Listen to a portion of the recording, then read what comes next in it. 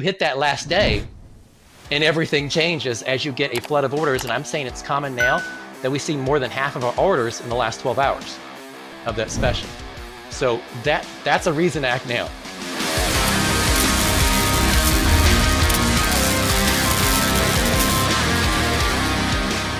In your 5-step framework, right, the 5th step is giving them a reason to act now. So can you maybe speak a little bit more to that? A reason to act now means that now it's possible to do an offer that does not have a hard deadline. But I promise you, every one of your offers that does have a hard deadline is going to outproduce all the ones that don't. Okay, let's take somebody who sends out daily emails. And they send out emails. Let's say that most of the daily emails are promoting a membership or they're promoting another product. And then they run a special for 4 days, okay, during the month. And they only do this once a month. Okay, for some reason, this person only wants to run one special the whole month, right? You're probably laughing at this. Why are they only doing one special? But okay, they're only doing one special, all right? And so they run it for 4 days with a hard deadline on the 4th day. There's a discount, there's a bonus, there's something else that makes it special that you have to jump in now. That last day of the special is probably going to outsell every other email they sent for the entire month. That's how important a reason to act now is. And I even call it a heart attack curve at this point in time. What's that mean? Well, with all these years of experience, you would think that I would always get my offers right. Okay, that's what a beginner would think.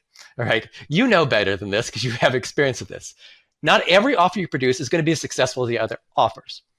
Every offer that I launched to my list is profitable because that's easy. Okay. But there are some that are much more profitable than others. So there's times I'll run a new offer to my list. And I did this for years. I don't do it anymore. I've actually got past it. And that's why I joked around the heart attack curve. And that is the first day I mail it out, you get the sales from all those people who immediately jump on. You'll know anybody has a list. You'll know that when you send out a new offer that people haven't seen before, that first about 10 to 15 minutes, you get a whole bunch of sales from the names you already know. I know these people. Okay, they jump on it immediately. They jump on everything new. Then you're going to have a little bit of a drought often. We'll say again, a 4-day special. The rest of that day and the next day, there's not a whole lot of sales. Yeah. Okay. The 3rd day, usually early in the morning, there's not a whole lot of sales. Yeah. On this 4-day special. And so I call it the heart attack curve. So there's a lot of times I went to my wife and said, you know what? I really missed it on this offer because we're not selling much. Okay. And then you hit that last day and everything changes as you get a flood of orders. And I'm saying it's common now that we see more than half of our orders in the last 12 hours of that special. Yeah. So that's a reason to act now. No, that's absolutely true. And, I like to, I almost never mail offers without a deadline. In fact, many of my offers are evergreen, just like you mentioned.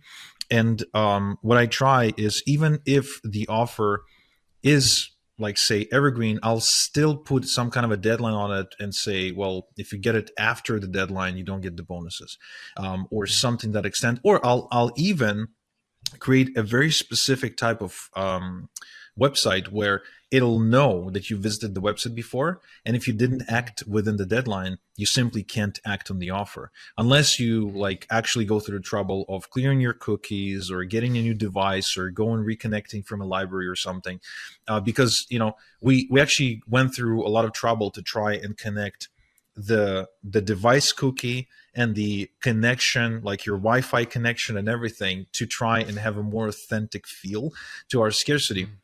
But I've always advised people to always have some kind of scarcity, because if you don't, they can put it off forever.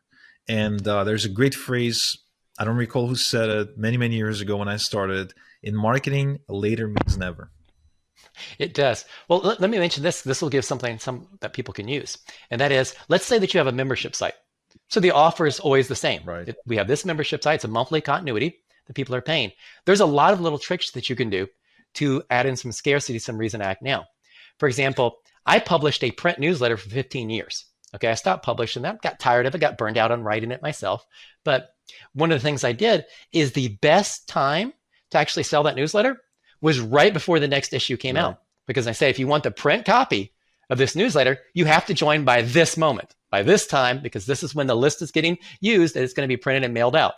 So you have to be by this time. In addition, another thing, since I had a monthly live webinar for Q&A, That's another reason to act now is right before the monthly live webinar. You tell everybody about the monthly live webinar. Another trick is what you had just said is you have a series of several different bonuses.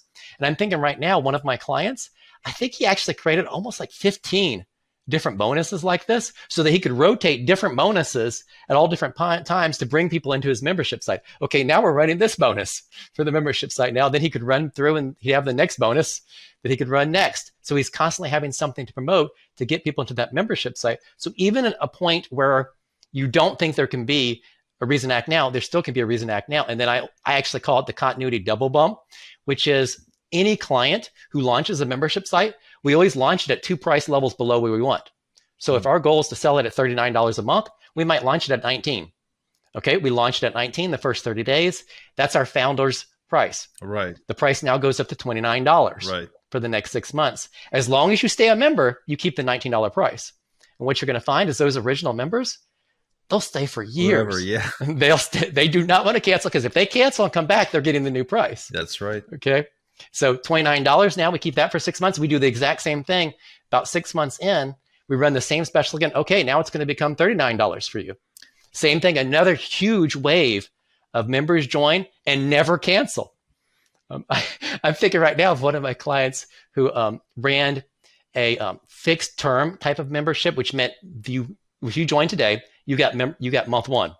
Next month, you'll get month 2. And he had out like 100 months in it.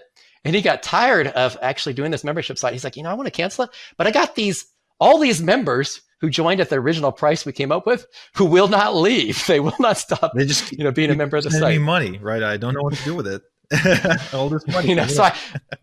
So it's like golden handcuffs. I have to keep producing content because these people will never leave. And we're talking at that point in time, he was like 9 years in on it.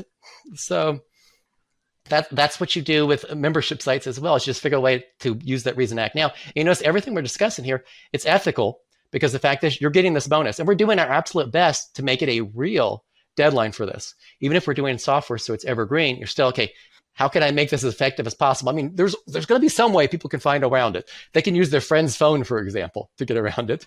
But we're going to do it our very best to make it a real deadline. Because you know what I hate? I hate it when people say, hey, this is the deadline. Or you see there's websites that actually have the scripts up top. They say, hey, you only have 10 minutes left. What happens in 10 minutes? The counter now shows 0. Or you can reload the page and start it right up again. Right. That happens too. And anytime that my team sets up a timer and we don't set up a redirect, although it doesn't quite happen a lot anymore, but it used to happen. So I would actually check it so if the offer ends at midnight, right, I'll check at 1 a.m. and it's like still there's the offer and the timer's just going 0, 0, 0, 0. I would always be so mad. It'd be like, people think I'm doing bullshit scarcity. They're not going to buy from me anymore. Just need to change it. But yeah, you definitely want to keep your scarcity authentic. And I think you want to have fun with it too, because just like you mentioned with the membership site where you can launch it at 50% off or at 50% off with different bonuses, you could do occasional sales. Like every now and again, I'll do a Canada Day special, or I'll do on Black Friday, I'll try to put something together.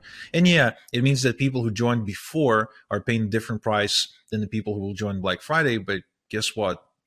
They don't necessarily complain. They recognize that the way our capitalist society works is that there's specials every now and again. And if somebody comes in and complains and be like, hey, can you put me on the new price? We'll put them. We really don't mind that. There's no bad blood, and we know we're not going to go broke over 1 or 2 customers switching to a lower price point. I'll mention this one because several clients use it for their Black Friday special. And as weird as it sounds, we'll throw in some extra bonuses for Black Friday for their membership, and we'll do a $1 trial. You know what I love about the $1 trial is you don't have the problem you just mentioned, because you don't have customers who come back and say, hey, somebody's getting a cheaper price. Somebody cares about the $1 trial for the next 30 days.